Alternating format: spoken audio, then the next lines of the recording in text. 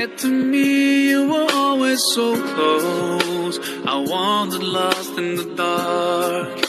I closed my eyes to all the signs you put in my way.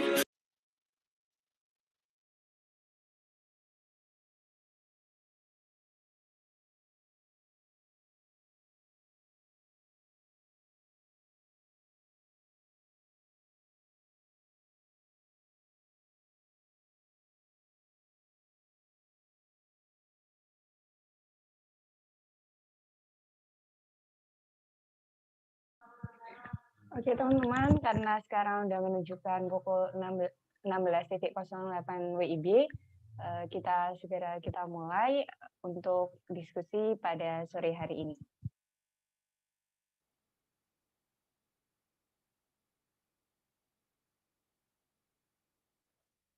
Sebelumnya saya mau cek dulu untuk pemateri kita, Kak Miftahul Huda, apakah sudah hadir di dalam Zoom? Alhamdulillah sudah. Alhamdulillah, oke siap Kak. Oke teman-teman, karena berhubung pemateri kita juga udah hadir di tengah-tengah kita, saya di sini sebelumnya perkenalkan, saya Syai Maryam Fashir selaku moderator pada acara kita pada sore hari ini. Bismillahirrahmanirrahim. Assalamualaikum warahmatullahi wabarakatuh. Waalaikumsalam. Alhamdulillahirabbil alamin. Wa bihi nasta'inu ala umuri dunya waddin. Assalatu wassalamu ala asrofil anbiya'i wal mursalin wa ala alihi wa sahbihi ajma'in. Amma ba'du. Pertama-tama marilah kita panjatkan puji syukur kita atas kehadirat Allah Subhanahu wa taala yang telah melimpahkan segala rahmat, taufik dan hidayahnya sehingga kita masih dapat merasakan indahnya Islam dan manisnya iman. Tak lupa, salawat serta salam semoga tetap tercurahkan kepada junjungan kita Nabiullah Muhammad Sallallahu Alaihi Wasallam yang telah membawa kita dari zaman kegelapan menuju zaman yang terang benderang seperti saat ini. Perkenankan, saya Syai Maryam Fashir selaku moderator yang akan menemani teman-teman selama acara pada sore hari ini. Sebelumnya saya ucapkan terima kasih banyak kepada Kak Miftahul Huda yang telah meluangkan waktunya untuk dapat memberikan materi kepada kita semua di Ngabuburit. Dan saya ucapkan terima kasih banyak juga buat teman-teman yang sudah meluangkan waktunya Ngabuburit bareng bersama kita. Sebelumnya saya ingatkan kepada teman-teman, bisa banget yang tidak ada kendala untuk on cam, biar kita lebih asik buat diskusinya gitu ya teman-teman ya.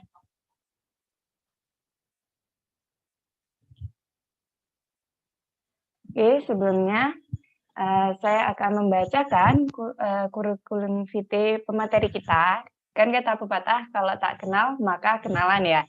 Oke, jadi di sini saya akan membacakan kurikulum vitae pemateri kita pada sore hari ini. Sebelum kita saya kelewatan nih. Sebelum kita membuka forum diskusi kita pada sore hari ini, marilah kita baca basmalah bersama-sama. Bismillahirrahmanirrahim. Semoga dengan dibacakannya basmalah bersama-sama dapat mempelajari acara kita pada sore hari ini. Oke teman-teman, saya akan membacakan kurikulum vitae. Nama Miftahul Huda. Tempat tanggal lahir Bekasi 28 November 1999. Alamat Asrama Putra UIN Suska Riau. Pengalaman organisasi. Wah, ini teman-teman, ini pemateri kita keren banget nih buat pengalaman organisasinya. Jadi bisa disimak ya teman-teman. Volunteer UIN Suska mengajar tahun 2019, Kepala Bidang Agama HMJ Ilmu Hukum 2019-2020, Media dan Informasi UIN Suska mengajar tahun 2021-2022, Kepala Bidang Kominfo kami Suka tahun 2021-2022, Ketua Umum LPRPM UIN Suska Riau 2021-2022. Nah, untuk prestasinya ini nggak kalah keren, teman-teman. Jadi, beliau ini mempunyai prestasi, ya salah satunya adalah Juara satu esai Kejar Mimpi dalam memperingati Hari Buruh dengan tema Buruh di Negeri Kita, dan beberapa prestasi lain yang sangat luar biasa sekali. Kemudian, hobinya beliau nih, membaca, pidato, dan juga menulis. Nah, sosial medianya buat teman-teman yang kepo, mau kepoin pemateri kita, bisa aja langsung merapat ke Instagramnya @meftahuda, sama Facebooknya Miftahuda. Untuk karya bukunya nih teman-teman, jadi pemateri kita pada sore hari ini adalah seorang penulis gitu ya. Karya bukunya ada Antologi Pembela Bangsa dan Penegak Agama tahun 2018, dan Dalil-Dalil Kehidupan, Sentilan untuk Generasi Cengeng Masa Kini 2020. Dan di tahun ini beliau juga udah menuliskan sebuah karya buku yang berjudul Reformasi Akhlak, Sebuah Risalah untuk Semesta. Wow, sangat luar biasa ya teman-teman. Jadi teman-teman jangan sampai kelewatan untuk diskusi kita pada sore ini, dan jangan lupa teman-teman siapkan pertanyaan terbaik supaya biar teman-teman tuh bisa mendapatkan informasi yang lebih seperti itu. Oke teman-teman, sepertinya sudah cukup untuk perkenalan pemateri kita pada sore hari ini. Sebelumnya saya mau menyapa dulu nih. Assalamualaikum Kak Miftahuda. Waalaikumsalam warahmatullahi wabarakatuh. Biasanya panggilannya siapa nih Kak? Huda. Siap. Nah, ini mesti teman-teman udah nggak sabar nih Kak Huda mau dengerin materi dari Kak Huda yang ini dari temanya aja sangat luar biasa ya teman-teman ya. Oke, mungkin oh ya teman-teman, mungkin pada lupa ya judulnya apa. Jadi judulnya kita pada sore hari ini adalah Literasi Ditinjau dari Perspektif Islam gitu. Oke, kepada Kak Huda, waktu dipersilahkan. Baik, alhamdulillah wassalatu wassalamu ala rasulillah wa ala alihi wa sahbihi wa man tabi'ahum bi ihsanin ila yaumiddin, amma ba'd. Pertama-tama saya ucapkan terima kasih kepada moderator yang telah menyerahkan pemaparan untuk kemudian saya sampaikan di sore yang berbahagia ini. Kawan-kawan yang dimuliakan Allah, kita mengangkat ada sebuah tema yang akan kita diskusikan pada sore hari ini. Literasi ditinjau dari perspektif Islam. Literasi dan Islam itu tidak bisa dipisahkan, kawan-kawan. Mengapa? Kitab suci kita Al-Quran itu asal katanya berasal dari bahasa Arab, qara'a yaqra'u, membaca.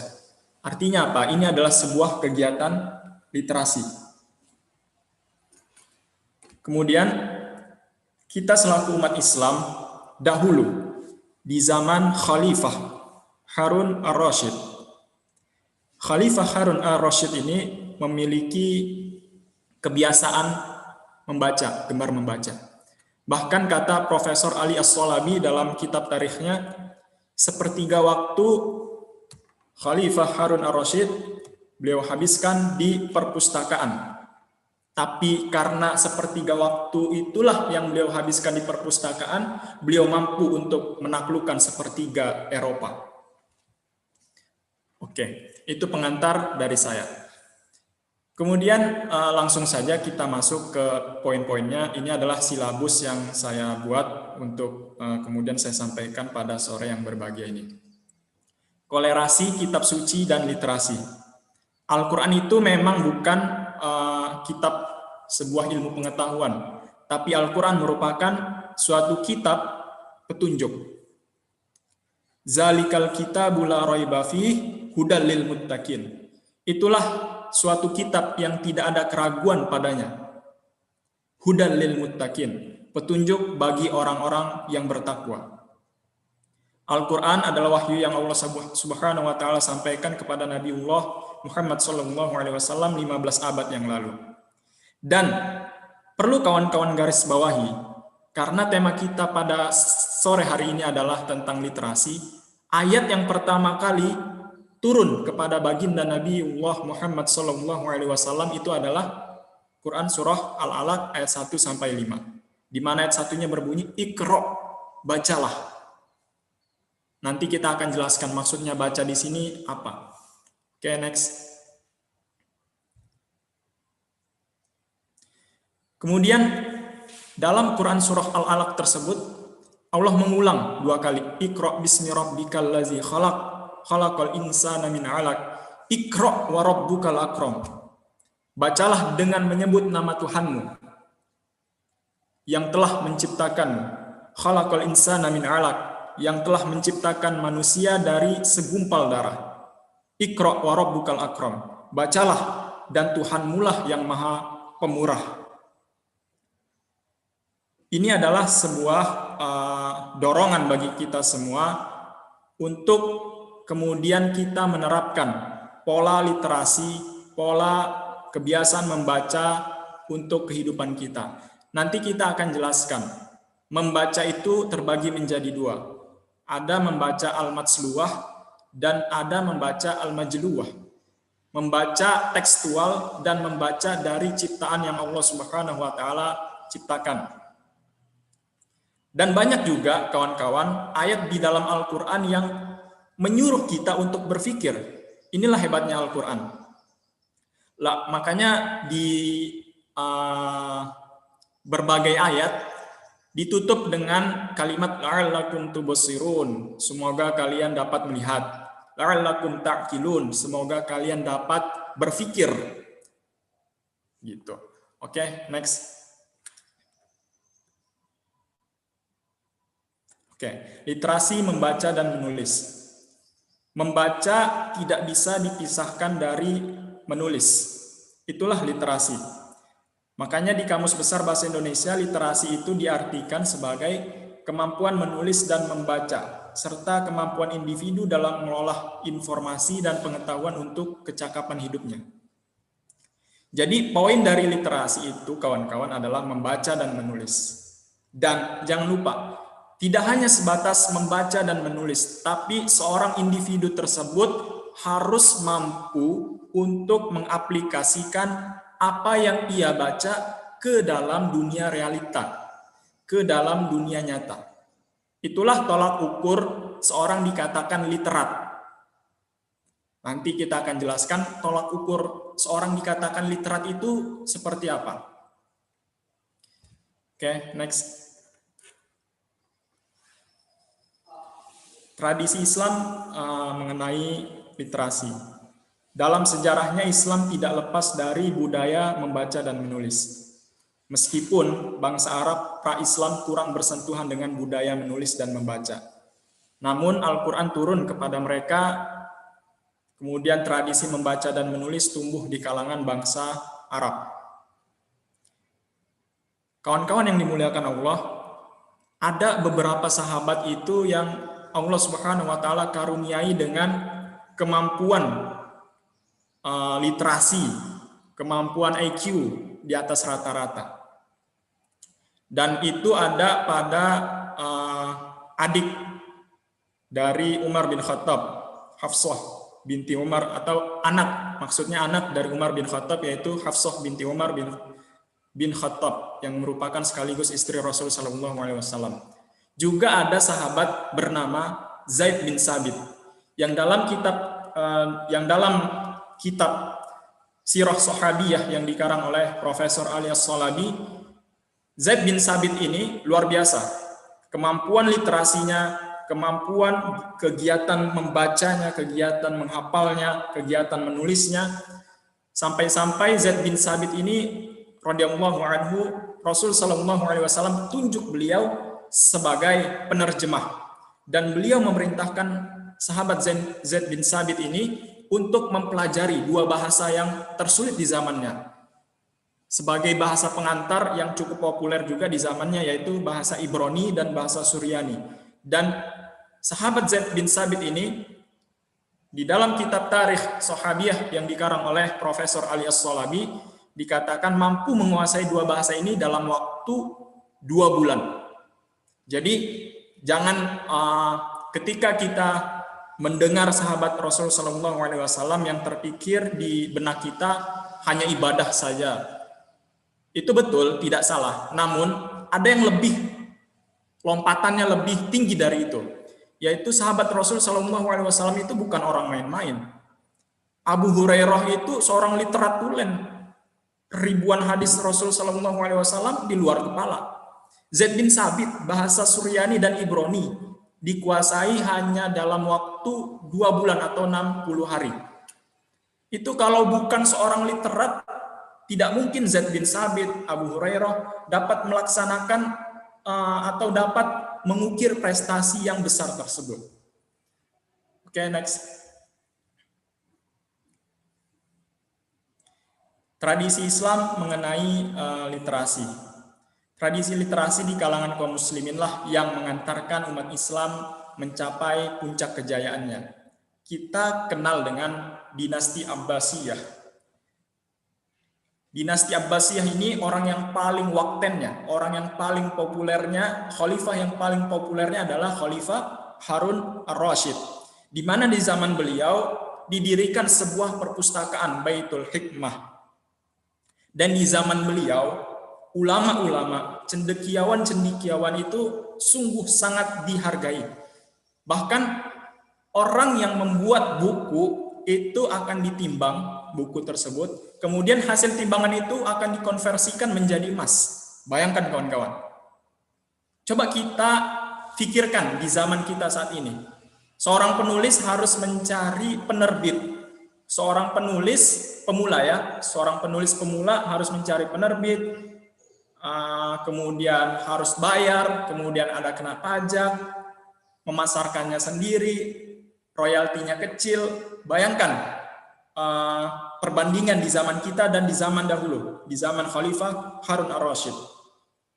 Dan kawan-kawan jangan salah, ketika mendengar kata Khalifah Harun ar-Rasyid, jangan yang terbenak yang terfikirkan itu hanya kisah 1001 malam, kisah Harun ar-Rasyid dengan Abu Nawas. Tidak.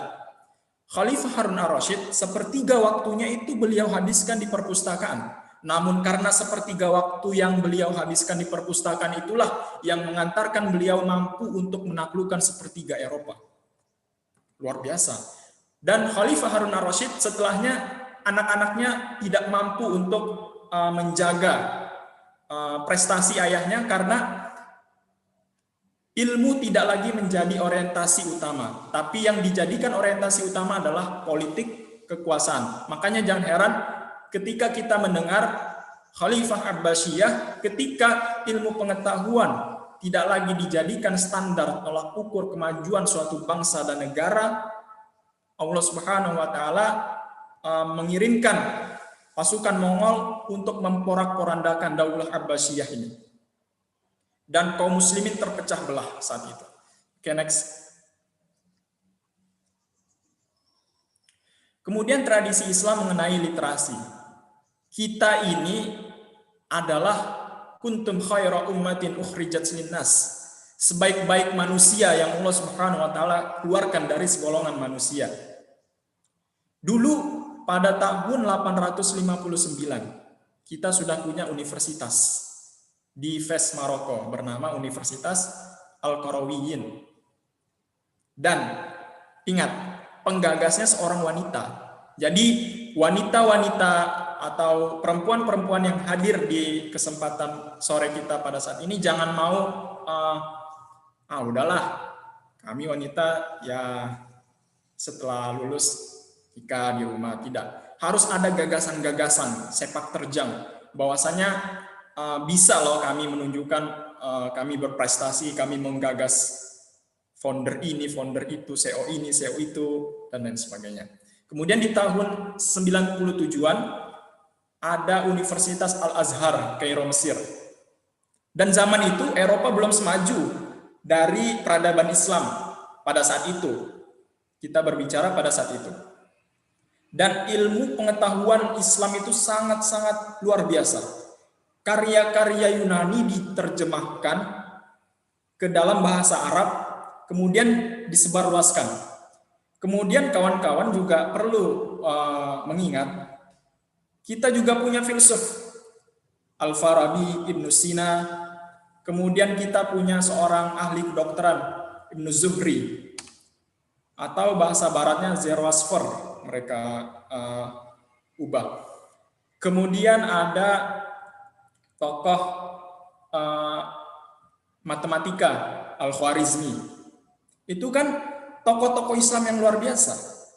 Jadi kita, ini adalah peradaban kita dahulu. Mengapa kita bisa maju dahulu? Karena ilmu pengetahuan betul-betul dijadikan tolak ukur, standar atau barometer, cita-cita garis besar haluan suatu bangsa ataupun umat pada saat itu. Oke, next. Nah, Al-Quran itu sebagai kitab al-matsluwah wal majluwah. Al-Quran tiada keraguan di dalamnya adalah petunjuk bagi umat manusia, khususnya bagi mereka yang beriman dan bertakwa kepada Allah Subhanahu wa taala. Dan Al-Quran ini adalah sumber rujukan bagi kita selaku umat Islam. Kebenaran ilmu pengetahuan dan hakikat ilmu pengetahuan itu ada dua sumber, yaitu pertama ayat matsluwah, ayat yang dapat dibaca, tekstual. Kemudian ayat yang kedua adalah al-majluwah, yang dapat kita lihat. Ya, ini tentang semesta yang bersumber dari ayat al-matsluwah tersebut. Oke, next. Iqra dan kolam sebagai landasan literasi. Iqra itu artinya membaca, kawan-kawan. Kolam, pena. Nanti kalau ada waktu, mungkin kalau ada waktu akan saya jelaskan tadabbur dari Quran surah Al-Alaq itu sendiri. Oke, baik, langsung. Literasi dalam Al-Quran yang terangkum dalam ayat-ayat tentang perintah serta motivasi untuk membaca dan menulis dalam arti yang seluas-luasnya menempati posisi sentral bagi proses konstruksi pengembangan ilmu peradaban Islam. Tumbuh suburnya ilmu pengetahuan di era keemasan Islam pada masa Islam klasik merupakan bukti akan pentingnya kemampuan semangat serta keberanian dalam berliterasi untuk memberikan kontribusi keilmuan yang dapat disosialisasikan kepada umat Islam pada zamannya dan diwariskan ke generasi berikutnya. Dan kita melihat kenapa kita mundur saat ini? Salah satu sebabnya adalah yaitu kemampuan literasi kita menurun. Ada data nanti akan saya paparkan. Tingkat literasi Indonesia itu ada di peringkat ke-60-an, peringkat bontot pokoknya. Dan itu adalah Indonesia, sementara itu Indonesia merupakan negara Islam terbesar di dunia. Seharusnya nilai-nilai yang terkandung di dalam Al-Quran, kemudian semangat-semangat, inspirasi-inspirasi dari wahyu Allah Subhanahu wa taala tersebut mampu kita serap kemudian kita terapkan. Namun apa yang salah sebenarnya? Sehingga giroh kita terhadap ilmu itu rendah, dan itulah yang menjadi mungkin salah satu sebabnya peradaban kita juga menurun pada saat ini. Oke, next. Kemudian pengertian literasi, kemampuan membaca seorang, berbicara, menyimak, menulis, berkomunikasi yang dengan cara yang berbeda sesuai dengan tujuannya. Dan literasi di sini harus kita kembangkan. Ada literasi melek politik, ada literasi melek teknologi, literasi melek inovasi, ekonomi, dan lain sebagainya. Dan seorang dikatakan literat ketika ia sudah memahami sesuatu karena membaca dan melakukan sesuatu berdasarkan pemahaman yang dia baca. Makanya kata Lenang Manggala, founder penulis buku Indonesia, hasil dari pendidikan, hasil dari ketika kita menuntut ilmu, ataupun ketika kita membaca suatu ilmu adalah ketika kita mampu untuk mengaplikasikannya dalam kehidupan kita sehari-hari. Itulah hasil dari pendidikan yang kita peroleh. Oke, next. Ini adalah tolak ukur seorang dikatakan literat menurut UNESCO. Seorang disebut literat apabila ia memiliki pengetahuan yang hakiki untuk digunakan dalam setiap aktivitas yang menuntut fungsi literasi secara efektif dalam masyarakat. Intinya dia mampu untuk apa yang ia baca kemudian ia praktekkan di dalam kehidupan kenyataan. Okay, next. Pembentukan literasi. Literasi mencakup kemampuan serta pengetahuan membaca, kemudian memproduksi teks dengan menulis, dan memperoleh alat-alat kapasitas intelektual agar dapat berpartisipasi dalam budaya dan lingkungannya. Oke, next. Ini yang penting, kolerasi peradaban dan literasi. Jadi kawan-kawan, di Inggris ada sebuah Inggris membentuk National Literary Trust untuk mempromosikan budaya literasi ke generasi muda dan dewasa ini. Kenapa? Karena mereka meyakini bahwasannya kualitas suatu bangsa itu ditentukan oleh kecerdasan dan pengetahuannya, sedangkan kecerdasan dan pengetahuan itu dihasilkan oleh seberapa ilmu pengetahuan didapat, sedangkan ilmu pengetahuan didapat dari informasi yang diperoleh dari lisan maupun tulisan. Jadi pentingnya informasi di dunia kita 4.0 ya pada saat ini, itu akan menghantarkan kita menjadi, ketika kita mampu untuk mensikapi informasi tersebut dengan pengetahuan dan kecerdasan, maka ketika kita mampu menyikapinya dengan pengetahuan dan kecerdasan, kita mampu untuk menaikkan harkat dan derajat martabat peradaban kita. Namun ketika kecerdasan kita lemah, pengetahuan kita lemah, jangan heran apabila ada survei yang mengatakan netizen di negara A adalah netizen yang paling tidak sopan, karena hanya membaca namun tidak tahu konteks dari yang dibacanya itu apa, karena kecerdasan dan pengetahuan yang harus menjadi PR kita bersama untuk kita perbaiki. Next. Nah, ini literasi di negeri kita bandingkan dengan di Jepang. Ini data di tahun 2018. Kita mencetak buku per tahun itu 20.000, Jepang 40.000, setengahnya lah. Jadi kita harus berkaca dengan negeri yang mungkin kita anggap lebih hebat untuk menjadi tolak ukur agar kita berkembang. Oke, next.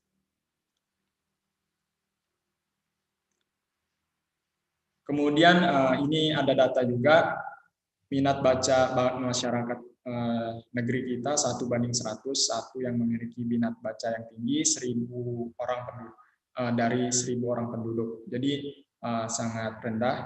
Nah, ini juga ada data yang saya katakan tadi, di tahun 2016 ini Indonesia dinyatakan menduduki peringkat ke-60 dari 61 negara soal minat baca. Berada di bawah Thailand.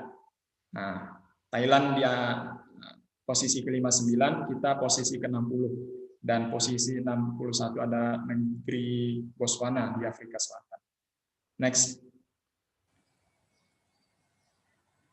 Oke, literasi ruang lingkupnya memiliki arti yang sangat luas. Jadi literasi komputer, literasi teknologi, literasi ekonomi, moral, itu semua literasi. Jadi cangkupan literasi itu sangat luas ya kawan-kawan. Oke, next.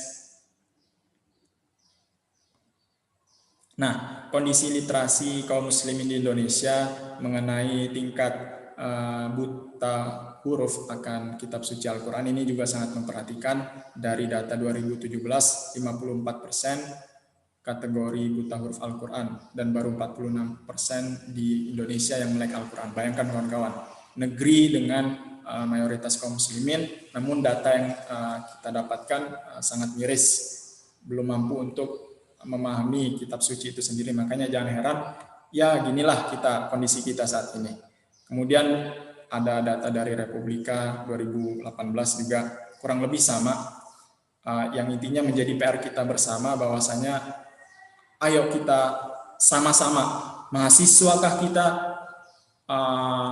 pengusahakah kita, atau petanikah kita, atau boskah kita memiliki tanggung jawab yang sama untuk mengangkat derajat martabat bangsa kita terkhusus dan umat atau agama kita menjadi peradaban yang tinggi di era saat ini. Next. Nah, solusi permasalahan literasi, Kementerian Pendidikan dan Kebudayaan udah launching ya gerakan literasi sekolah. Namun wallahu alam apakah ini sudah efektif. Dan kemudian Al-Quran ada 3 tentang term Al-Quran itu sendiri. Membaca itu Kita orang Indonesia membaca ya membaca. Namun Al-Quran atau bahasa Arab itu tidak seperti itu. Jadi bahasa Arab itu memiliki makna yang sangat luas. Membaca itu ada 3 kata, qara'a, tilawah, dan tartil. Bayangkan, qara'a iqra' bismi rabbikal ladzi khalaq. Kemudian tartil warattilil qur'ana tartila. Kemudian tilawah ada wallazi ba'atsa fil ummiyina rasulan minhum yatslu 'alaihim ayati. Perbedaannya adalah al-alaq, misalnya dalam Quran surah al-alaq, iqra itu artinya ya udah membaca. Kalau tartil itu dalam Quran surah al-muzammil, membaca dengan betul-betul pembacaan yang indah. Kemudian kalau tilawah dalam Quran surah Al-Jumu'ah itu lebih ke membaca, kemudian paham arti bacaan itu, dengan pemahaman itu kita mampu untuk mengaplikasikannya di dalam kehidupan. Oke, next. Nah, pentingnya Al-Quran sebagai rujukan setiap permasalahan. Al-Quran ini kitab, kalau kita al-marja'il awal, suatu sumber utama di dalam Islam. Makanya Rasulullah SAW mengatakan, taraktu fikum amroin, tinggalkan untuk kalian 2 perkara yang apabila kalian berpegang teguh kepada 2 perkara ini, kalian semua tidak akan tersesat. Kitabullah wa sunnati, yaitu Al-Quran dan sunnahku. Oke, next. Al-Quran dan literasi ya, ini embrio lahirnya tradisi literasi di dalam bangsa Arab dahulu. Ada Quran surah Al-Alaq 1 sampai 5.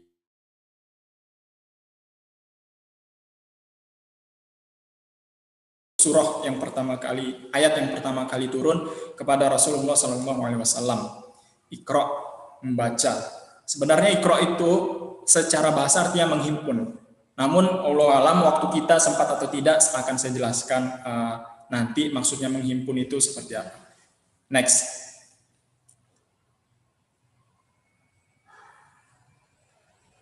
Oke, makna Al-Quran sebagai bacaan dan wahyu pertama Al-Quran yang berisi perintah membaca.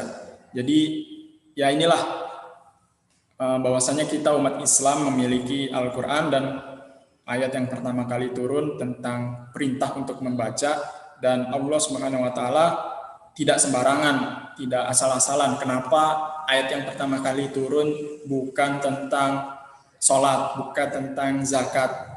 Walaupun itu sama-sama syariat yang penting ya, tapi ada hikmah kenapa Allah menyuruh kita untuk membaca. Karena dengan ilmu pengetahuan itulah kita menjadi umat yang bermartabat. Ada sebuah hadis menganalogikan bahwasanya perumpamaan orang yang berilmu dengan orang yang ahli ibadah itu ibarat kaukab, bintang-bintang atas bulan. Bulan itu memancarkan cahaya karena ada matahari, sementara bintang memancarkan cahaya karena dia memang punya cahaya sendiri, gitu. Yarfa'illahu allazina amanu minkum wallazina utul ilma darajat. Allah mengangkat orang-orang yang beriman dan orang-orang yang memiliki ilmu beberapa derajat. Okay. Next. Nah, ini untuk manfaat literasi ya, ada dari Muqaddimah Ibnu Khaldun. Kawan-kawan silahkan baca agar informasi yang kita akses lebih luas dan mendalam. Kemudian kalau ini saya singkat aja karena waktu udah mau habis. Ini ada kisah tentang Nabi Adam, bahwasanya ketika Allah membuat statement akan menciptakan manusia, malaikat komentar, ataj'alu fiha mayufsidu fiha wa yasfiku dima. Wahai Allah, kenapa engkau menciptakan makhluk yang hanya menumpahkan darah dan membuat kerusakan saja? Intinya Allah nanti akan jelaskan bahwasanya manusia ini memiliki potensi yang lebih di atas malaikat.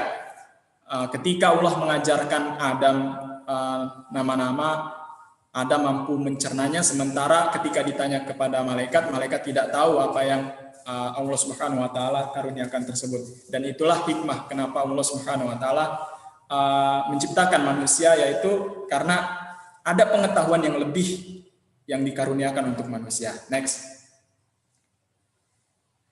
Dan ini adalah literasi para nabi ya.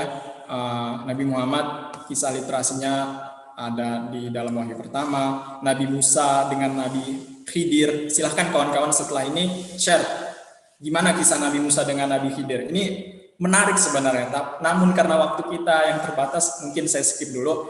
Nabi Nuh, dia melihat kondisi kaumnya ya maksiat, kemudian dia harus membuat terobosan, membuat suatu kapal. Kemudian ada Nabi Yusuf, kemampuan membaca dan menakwil mimpi. Nabi Sulaiman berbicara dengan bahasa hewan. Next. Nah, ini adalah literasi sebagai titah agama. Jadi ya seperti yang saya jelaskan lah intinya. Nanti kawan-kawan bisa baca sendiri. Next. Pendorong tradisi literasi bangsa Arab di zaman Nabi Muhammad SAW adalah dengan turunnya Al-Quran. Oke, next. Ini adalah faktor penunjang literasi dan implikasinya ya. Jadi ini intinya peran pemimpin itu wajib untuk mengangkat semangat literasi dari masyarakatnya. Dulu kita punya sosok Khalifah Harun al-Rasyid, sosok Sultan Al-Hakam II di Cordoba, dan dulu Eropa belajar kepada kita. Dan sekarang terbalik, kita bangga ketika kita belajar dengan orang tersebut. Itu salah atau tidak? Tidak salah, karena memang kondisi kita seperti ini saat ini. Kalau kondisi kita, memang peradaban kita oke, itu beda cerita. Next. Nah, ini adalah kondisi kita saat ini, kurang peka dalam menggali pengetahuan, terhipnotis dengan kemajuan dan teknologi bangsa Barat. Karena ya inilah kondisi kita. Jadi kita harus menginduk intinya. Next. Ini adalah tolak ukur peradaban ya, berdasarkan literasi. Kita punya tokoh-tokoh yang luar biasa, Imam Syafi'i, Imam Hanafi, Imam Hambali, Ibnu Khaldun, Imam Al-Ghazali, Ibnu Sina, Ibnu Taimiyah, dan masih banyak lagi. Next.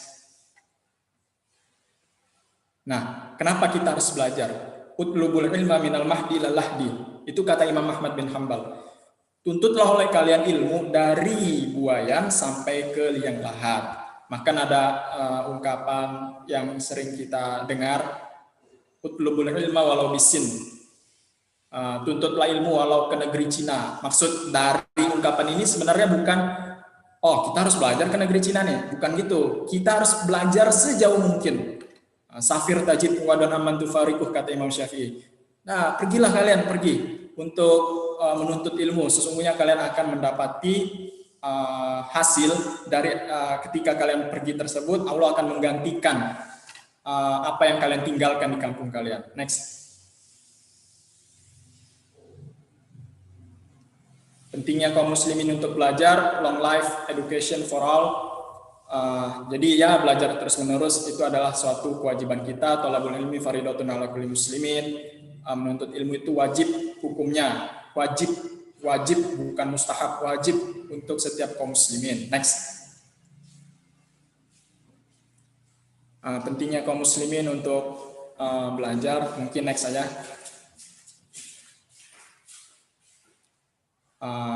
Ini tujuan literasi dalam Islam. Allazina immakannahum fil ardi aqamus shalah wa atuz zakah wa amaru bil ma'ruf wa nahaw 'anil munkar walillahi 'aqibatul umur. Next akan dijelaskan maksud ayat ini. Jadi ketika seorang belajar, dia mampu untuk mengamalkan hasil apa yang ia pelajari, dan ia mampu untuk beramar ma'ruf nahi mungkar. Karena itulah tujuan literasi sebenarnya dalam Islam. Orang membaca kutu buku tapi tidak ada actionnya di lapangan, itu percuma. Kita harus ada action, membaca kemudian action, itu yang tolak ukur literat sebenarnya. Kalau bahasa Islamnya menegakkan amar ma'ruf nahi mungkar. Namun bahasa kita di kampus kan agent of change, agent of control. Pemuda itu perannya social control. Ya itu maksudnya menegakkan amar ma'ruf nahi mungkar. Kalau ada kebijakan yang salah ya kita kritik tentu dengan cara-cara yang konstitusional gitu. Kemudian yang kedua adalah bertawakal kepada Allah Subhanahu wa taala.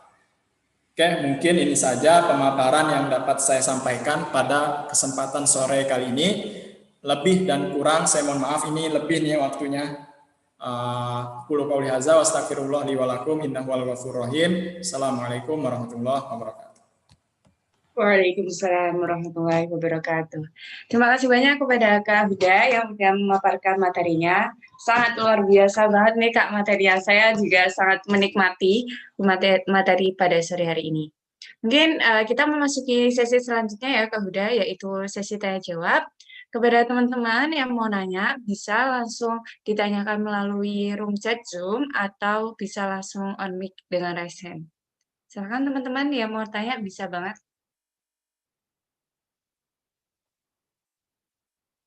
Mungkin sambil menunggu pertanyaan dari teman-teman nih Kak, saya mau nanya dulu nih buat Kak Huda. Jadi gini Kak, gimana sih Islam itu memandang kekuatan literasi dalam penanaman doktrin? Baik, pertanyaan menarik ya, dalam penanaman doktrin. Jadi di Islam itu ada sistem riwayat, dan ini sistem tidak ada di agama manapun. Silahkan cek sistem riwayat hadis dalam Islam itu. Ini luar biasanya Islam.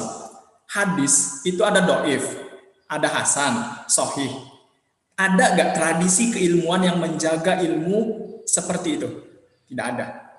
Bahkan ada kisah ulama menuntut ilmu atau menuntut satu buah hadis ke seorang yang ingin ia belajar gitu kan. Namun ketika Imam Bukhari ya, ini kisah Imam Bukhari. Imam Bukhari ingin mendapatkan satu hadis. Namun ketika ia lihat gurunya ngasih makan ayam, tapi ketika ayam itu dekat, dia tarik gitu kan, tangannya untuk nipu binatang. Maka ketika itu Imam Bukhari mengatakan, oh ini nggak bisa nih orang nih untuk dijadikan sebagai guru, karena kepada binatang aja nggak ada akhlak, apalagi kepada manusia gitu.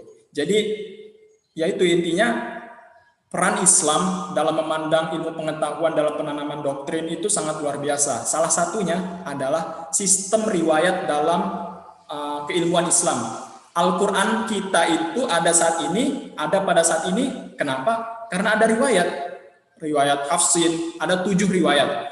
Kemudian kitab Imam Bukhari yang menjadi tujuan rujukan kita itu ada karena sistem riwayat.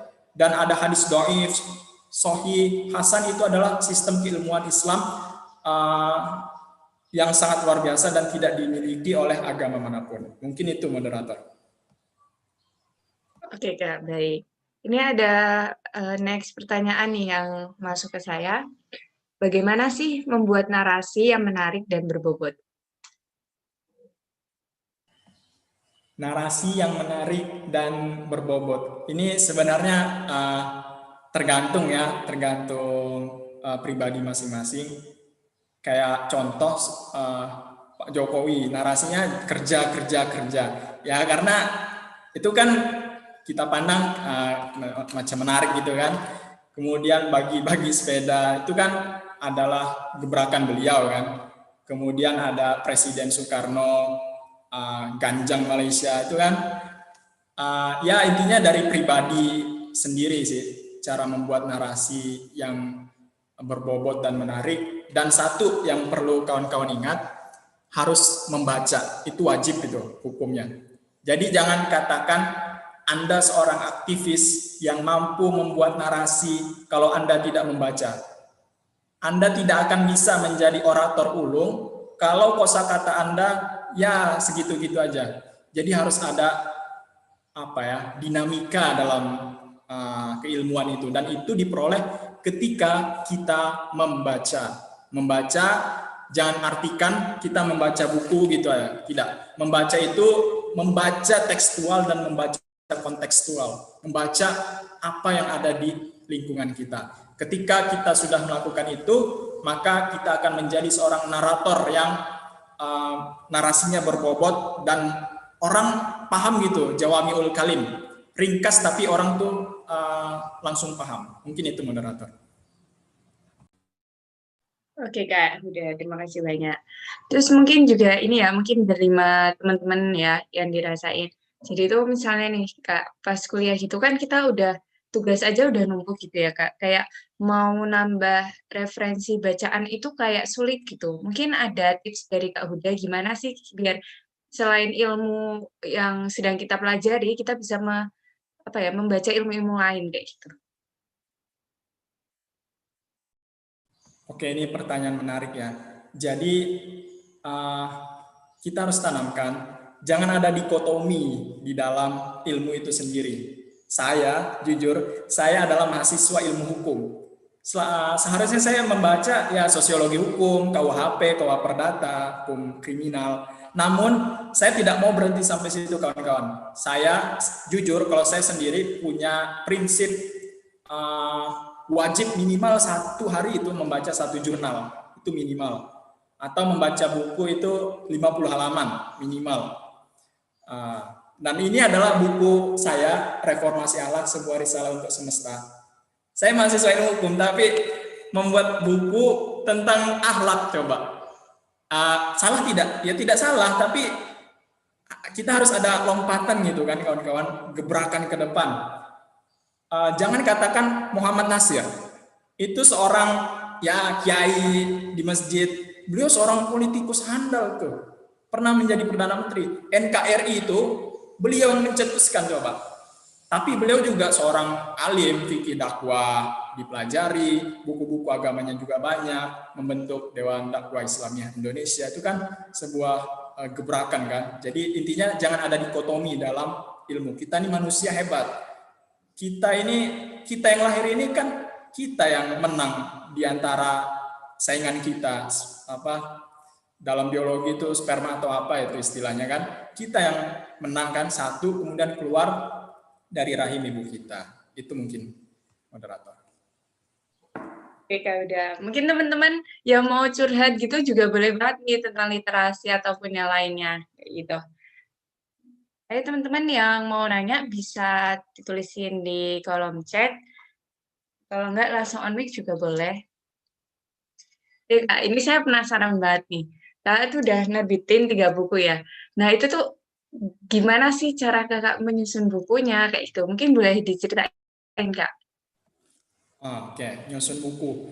Jadi menulis buku itu wajib konsisten, wajib jangan kayak gini ya, prinsipnya jangan gini.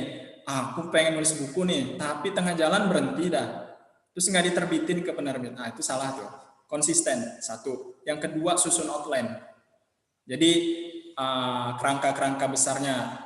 Contoh saya tentang reformasi akhlak. Saya susun tuh akhlak kepada Allah gimana, akhlak kepada Rasul gimana, akhlak sesama manusia, akhlak kepada suami istri, akhlak seorang murid terhadap guru, guru terhadap murid. Jadi kerangka dasarnya ketika itu terbentuk, enak kita nyusunnya. Kemudian kalau saya jujur, kenapa bisa nerbitin buku reformasi akhlak ini? Karena awal-awal COVID kan kita di rumah. Jadi ya gitu. Jadi tak jelas hidup kita tuh. Belajar via WA, tugas cuman gitu-gitu aja, Google Classroom tanpa kurang efektif lah. Jadi saya memikirkan, ini kita harus survive nih. Nggak boleh kita diam aja. Kalau kita diam aja, menyerah dengan keadaan yang ada, tertinggal kita. Jadi itu jangan mau kalah dengan keadaan, susun outline sama konsisten, itu kerangka besarnya. Terlepas dari EYD-nya gimana, itu ya kembalilah ke kawan-kawan, itu bisa di browsing di Google kalau cara-cara kondisional seperti itu. Mungkin itu moderator. Oke Kak, kalau buat yang terbitan terbaru itu Kak, itu berapa lama sih Kak nyusunnya? Ini saya susun di awal COVID ini. Di awal COVID. Sampai saat ini ya, baru terbit gitu kan. Jadi daripada di rumah, sebenarnya itu tujuan utamanya ngisi waktu kosong, daripada di rumah browsing, baca chat WA, komen-komenin akun-akun Instagram, daripada kayak gitu kan mending saya buat buku kan, daripada buat status boleh, tapi mungkin kalau saya daripada itu ya udah saya buat buku aja, nyusun gitu sih intinya, ngisi waktu kosong moderator.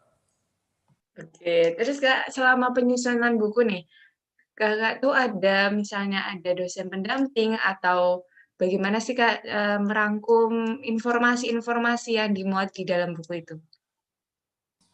Kalau merangkum informasi, saya lebih sering ke perpustakaan di sekolah saya waktu saya kan berasal dari Batam. Saya kembalilah ke pondok gitu kan, ke sekolah-sekolah saya dulu untuk merenung gitu kan, untuk cari referensi, kemudian saya pinjam. Ada juga dari kawan-kawan, dari kakak kelas tingkat saya yang berada di satu daerah dengan saya pinjam bukunya. Kemudian saya susun apa sih kenapa saya harus menyusun buku ini, karena saya melihat saya terinspirasi dari perkataan salah seorang ulama dari Mesir bernama Imam Syafi'i. Innamal ummamul akhlaqu ma baqiyat fa inhum zahabat akhlaquhum zahabu. Suatu umat, suatu bangsa, kaum, suku, etnis ataupun negara akan senantiasa abadi dan jaya apabila akhlak masih ada padanya, dan sebaliknya suatu bangsa, kaum, suku, etnis akan hancur binasa apabila akhlak telah lenyap daripadanya. Mungkin ini problematika pemikiran saya, kenapa kita saat ini seperti ini, terpecah menjadi dua, yang diperdebatkan itu terus. Kan kita lelah gitu kan. Orang lain udah memikirkan membuat kapal selam canggih, membuat roket, membuat nuklir. Kita masih berpikir buzzer, masih berpikir ini itu yang sosmed. Nah, itu kan kurang efektif, kurang produktif. Itu mungkin moderator. Mantap sekali Kak. Sangat ini ya Kak, apa sih bahasanya? Produktif banget ya di masa Covid ini. Luar biasa. Ya, Saya sendiri aja kayak mau konsisten kayak gitu tuh kayak susah banget ya, apa ya, mikirnya tuh kayak ya Allah ini beban kuliah kenapa udah banyak, mau nulis kayak gitu tuh juga susah banget, apalagi konsisten gitu, susah banget. Atur waktunya moderator. Oh iya, benar-benar. Terus gimana tuh Kak, mungkin teman-teman ada yang ingin bukunya Kak, atau gimana cara biar dapat bukunya Kak? Oh, silahkan kunjungi Shopee, Bukalapak, kemudian Tokopedia, klik Reformasi Akhlak, sebuah risalah untuk semesta. Nanti ada tuh langsung, silahkan dipesan. Oke, nah buat teman-teman nih yang dari tadi udah penasaran ya tentang buku dari Kak Huda, bisa banget langsung dibuka ya teman-teman, bisa langsung order. Oke, ini teman-teman ada yang masih mau nanya nggak nih? Rugi banget loh kalau nggak nanya. Materi kita sangat luar biasa. Saya. Oke, boleh.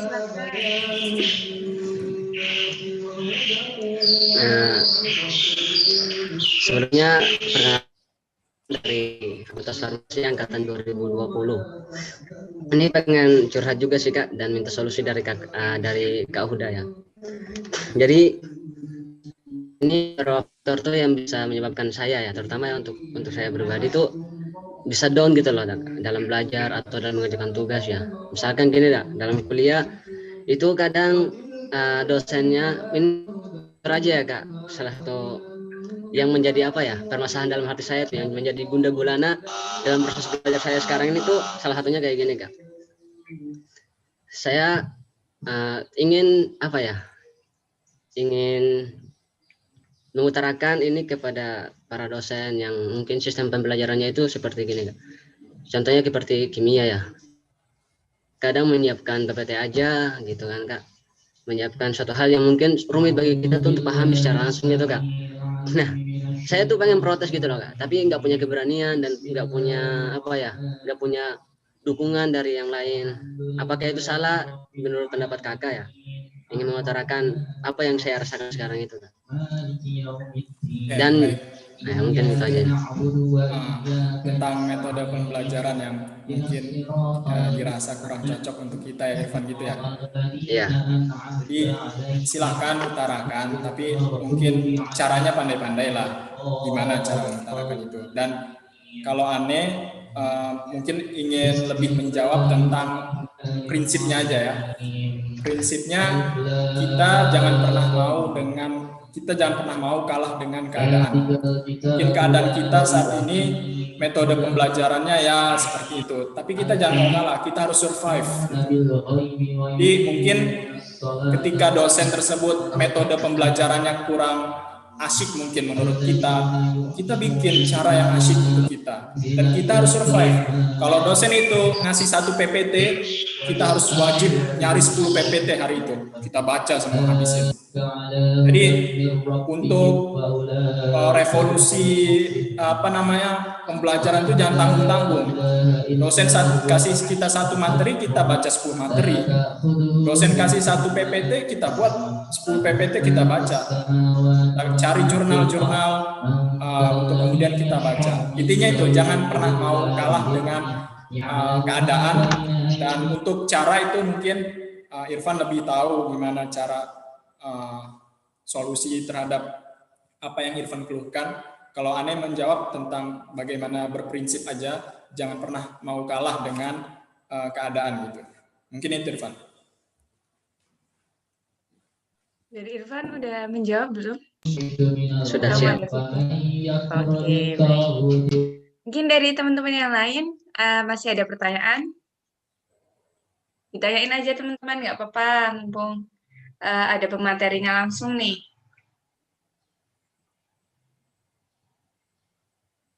Kalau misalnya teman-teman mau nanya lewat chat langsung ke Kak Huda, boleh nggak ya Kak? Boleh, silakan. Tapi kalau slow respon jangan marah gitu. Oke, ya. Oke teman-teman yang mungkin ya masih malu-malu atau belum kepikiran ada pertanyaan, nanti gampang nih, misalnya teman-teman tiba-tiba ada pertanyaan, bisa langsung kontak Kak Huda. Nomornya ada di grup ya Kak ya? Ada. Iya, ada di grup. Jadi teman-teman bisa cari aja ya. Cari mana nomornya Kak Huda. Kalau enggak, tadi langsung rapat aja di Instagram sama Facebooknya. Seperti itu. Oke, mungkin ini teman-teman udah mulai mau persiapan buat buka. Dan Kak Huda juga mungkin juga udah mau persiapan buat buka. Mungkin cukup sekian buat diskusi kita. Oh ya Kak, mungkin Kak Huda bisa memberikan closing statement. Closing statement. Oke. Tolak ukur suatu bangsa, kaum, suku, etnis, ataupun umat itu akan jaya dan abadi apabila ilmu pengetahuan itu dijadikan tolak ukur dalam membangunnya.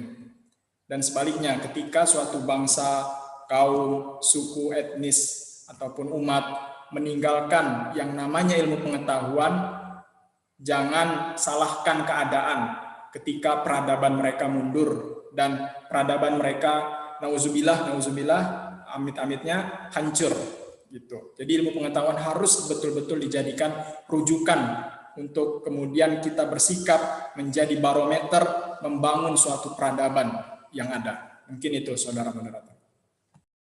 Oke, terima kasih pada Kak Huda closing statement-nya. Ya, teman, sebelum kita tutup acara, mungkin kita bisa ini ya, kita bisa foto bareng dulu. Teman-teman bisa on cam. Yuk, on cam dulu yuk. Kita foto bareng dulu yuk.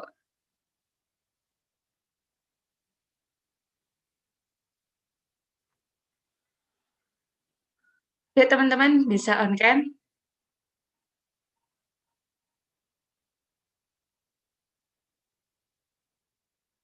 Oke, mungkinnya masih pada malu-malu ya, nggak apa-apa.